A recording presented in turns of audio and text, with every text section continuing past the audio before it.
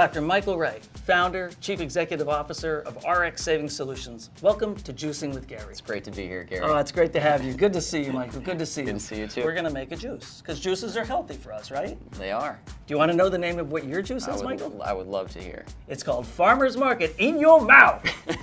You know why I call it that? Because first of all, I grew up on a farm. You're from Kansas. You know what a farm is. Grew up in Iowa. Okay. Did you have cows or? My grandpa did, yeah. Okay.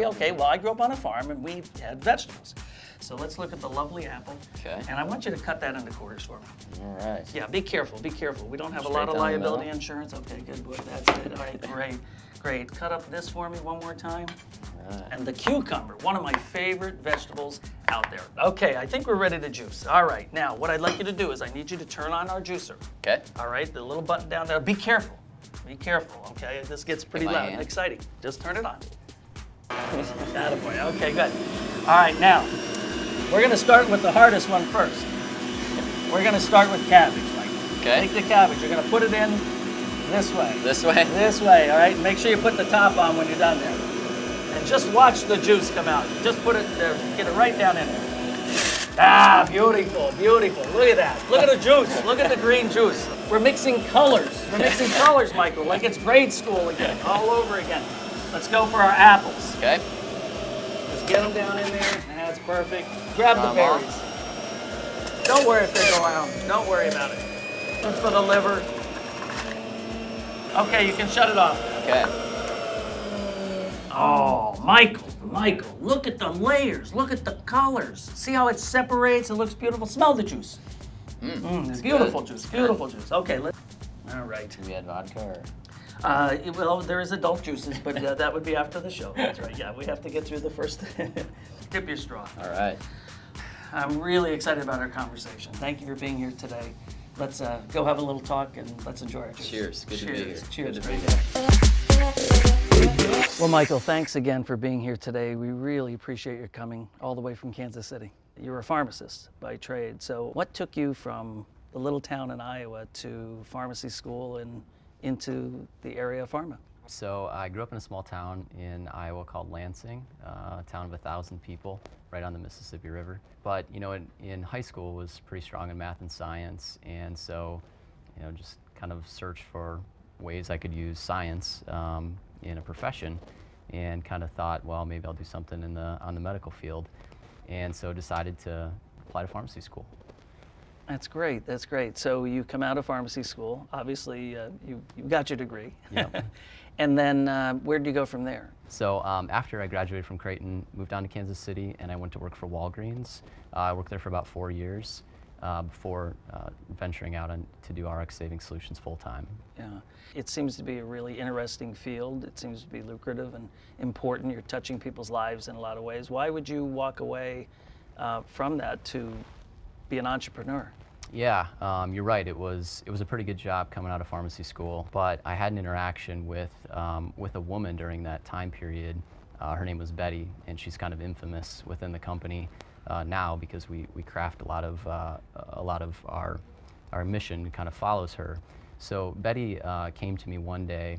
She was a diabetic, had high blood pressure, high cholesterol, and she asked me which 2 of her 8 medications she should skip. And, you know, I had been hearing questions from my customers about why have the cost of my drugs gone up for a long time, but this woman's question was different, and naturally it got my attention in a way that most hadn't been unable to previously. So I naturally asked her, why do you want to knowingly skip these medications? And she let me know. She was kind of living paycheck to paycheck like most Americans. She had an unforeseen expense that month. She had enough money left for 6 of the medications until payday. And so I didn't really think that that was a solution that was okay. And it kind of prodded me to ask a few more questions and learn about her situation and eventually see if there was something that I could do to help her. So what did you do to help her? I mean, you're a pharmacist in Walgreens, you're behind the counter. What can you do to help Betty? I gathered some information, said, hey, look, let me spend some time away from work and see if I can come up with an answer. So I went home that night, I sat down at the computer at 10 o'clock, and I spent the next 6.5 hours researching her 8 medications, the prices for those medications, the other medications she could use instead of the prescribed, and at the end of the process, wrote her up this little one-page report showing her how to effectively be a better consumer. So you left the pharmacy, went home at night, and spent the majority of the morning hour coming up with that solution for Betty. Correct. So it must have done something to you, that something must have spurred that not only you helped a human, helped Betty that much, but that it moved you to then decide to do something about it. Yeah, you know, it was, once I kind of sat down, it was kind of like a puzzle I was trying to figure out, and my interest started to be piqued about, you know, how complex this system is, how difficult it is to be a consumer, how difficult it is to purchase a commodity. And it really wasn't until I gave her the information back and she was able to take it out and actually put it into place and save $3,000 over the course of the next year. Having it in a form that she could take and act upon it, that's what made it real. And that's where, you know, the alarm bells went off in my mind, where I thought, what if we could do this for millions of people the same way I did it for Betty? What's the problem, Michael, with pharma? I mean, you're a pharmacist. You've been in this business, you know, forever, right? What is going on with pharma? So I think it's the inertia is the status quo, and it is complexity. So there are players in the supply chain that profit handsomely from chaos. You know, they are able to manipulate prices, and they are able to, you know, kind of create a market outcome that's desired from a business standpoint, but the human component gets lost, and it becomes only about profit. So I think that the way we've bought and sold benefits, or bought and purchased and used benefits in the past is going to change.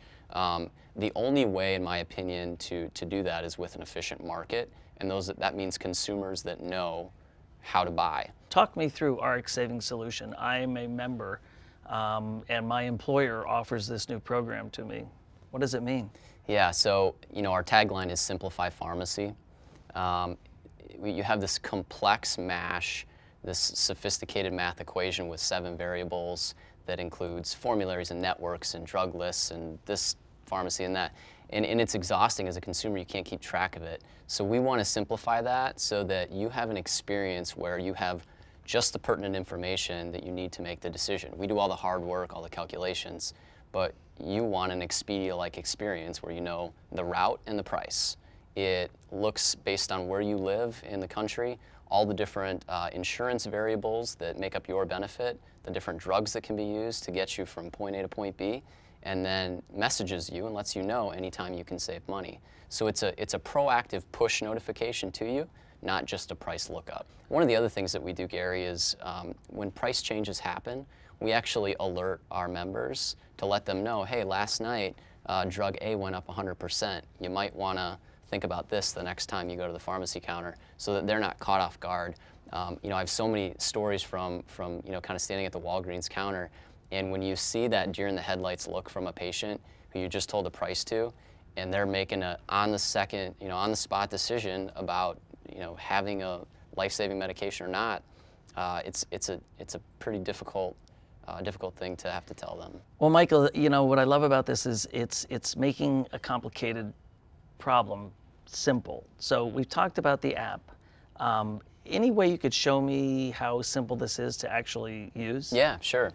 Yeah, so you can be actually sitting in a doctor's office, and you can actually just type in real time and get a price, not a kind of cash price, but actually with your deductible, know exactly what it's going to cost you down to the penny. So the app is actually going to show you in real time what the prices are at the pharmacies that are close to your house or your office or whatever you like. It's figured into your insurance plan. You've got all of your deductible information already figured in. You can select the pharmacy. You can see the hours that they're open. You can see how much you pay, how much your health plan or your employer pays, and you can walk out the door with the right prescription the first time from the doctor. Where this really becomes a big savings opportunity is when you have other therapeutic agents that could be used at a lower cost. And you know, generic used to mean cheap. Unfortunately, it doesn't mean cheap anymore. There's $100, $200, $300 generics. And so if you're in a high deductible plan, that money's coming out of your pocket.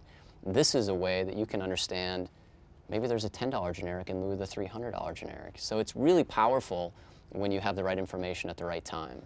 Well, Michael, we know that health is personal. So I'm just curious, in your own life, you have a great passion towards this industry. What personally has driven you towards that purpose? So the interaction that I had with patient number one, with Betty, was the kind of catalyst that drove me in this direction, and it's changed my life in a lot of ways. You know, the litmus test that we use internally is, what would I recommend for my mom?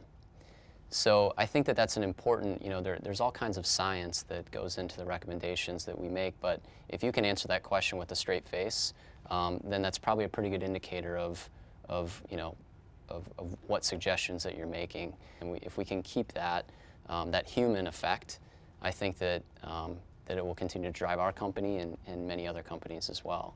Well, Michael, this has been terrific, and you're going to help a lot of people through this story understand that there is hope and that we can make a difference.